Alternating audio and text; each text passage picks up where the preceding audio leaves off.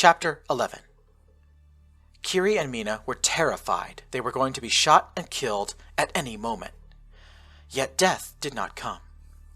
The foursome departed Ambush Alley, and Tutorangi led the way. The city was being locked down by condominium law enforcement, and the number of looters on the streets was declining. Tutorangi opened a doorway that led into a used furniture shop. Kiri knew it was a front, and that down in the basement was the entrance to a DIA tunnel network that spanned most of the city. Tutorangi, Ayan, Mina, and Kiri entered the Partogan tunnel network. Kiri felt his blood run cold. If he and Mina were killed down here, the sound would go nowhere. No one would ever know what happened. Tutorangi and Ayan put their weapons on the ground and sat down, heads in hands. Mina and Kiri held each other, frightened they were still going to be killed at any moment. "You're in deep shit too, huh?" Ayan said. "You've no idea," Tutorangi replied. "I should have killed all three of you as soon as I saw you." "Same here," Ayan replied. "MCS leadership is going to explode when they find out what's going on here." He looked up at the couple. "Mina, I'm so sorry. Kith Soban is probably going to order your death, assuming MCS or the Kith Council doesn't do it first. There's nothing I can do," Ayan said. "Kiri, you're in bed with an enemy spy," Tutorangi added. "You're looking at a really long prison sentence. You could get 19 days in Vakari prison for this. Maybe a full 3 weeks if the Queen really wants you to suffer." Kiri's legs shook, and he fell to his knees. 3 weeks in Vakari prison was a fate worse than death. Just 3 days in that hellhole was enough to reduce a person to a shadow of their former self. Mina grabbed his shoulders and held him steady. "Why don't you just kill us both then?" Mina spat. "Nah," Ayan waved his hand. "I saw you at the Tree of Life sapling. Honestly, I was cheering for you. I just thought the guy was a civilian, though. Wasn't expecting you to be DIA, honestly. Also, if we just waste you here and now, it'll cause more problems than it'll solve," Tutorangi chimed in. "DIA will launch a full investigation. Everything will come to light." The group sat in silence for a few minutes. Quite simply, no one knew what to do. Finally, Ayan spoke. "MCS is really strict, and the handlers keep us all on short leashes," he said. "It's only a matter of time before Mina gets found out.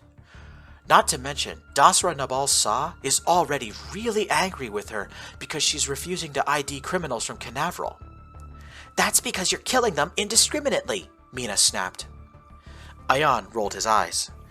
"Anyone loyal to the Paradox is marked for death. That's the law," Ayan said. "Honestly, Mina, if MCS doesn't execute you, the Kith Council is going to put you on trial for treason. No matter how this plays out, your life in the Higaran Empire is over." Ayan trailed off. He looked at Kiri, then at Tutorangi. "Hold on," Ayan said. "I've heard some really awful things about that Partogan prison, Kiri.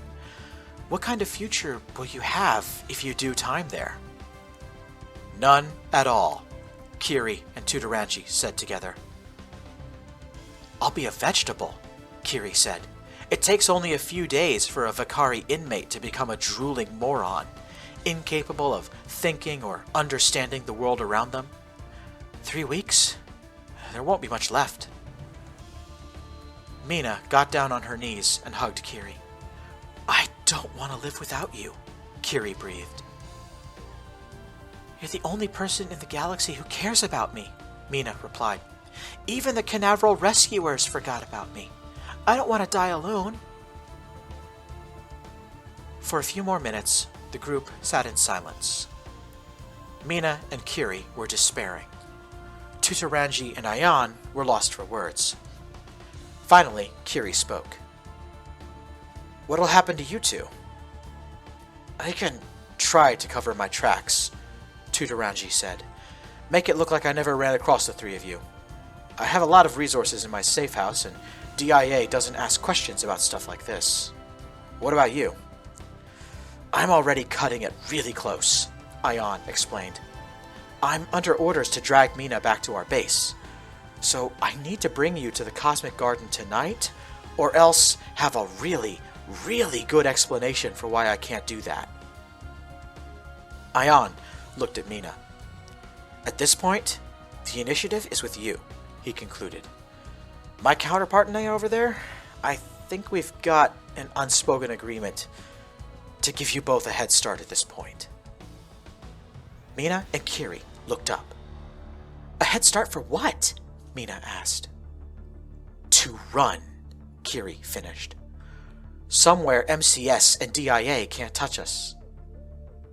The tunnel was silent.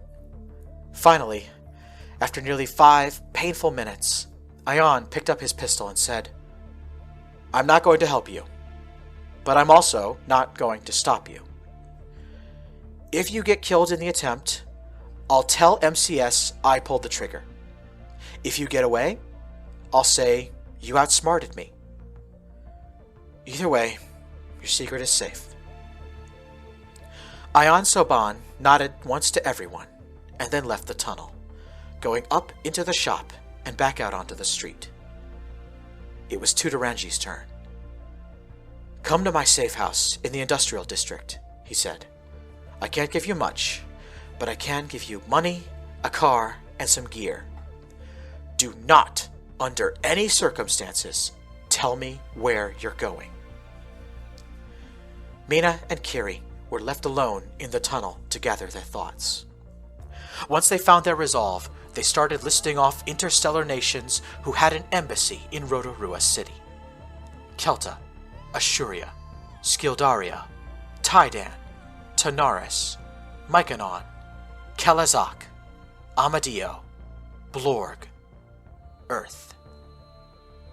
All Kiri and Mina had to do was get inside the grounds of an embassy and request asylum. Then they would be safe. Getting there, however, would be more than half the battle.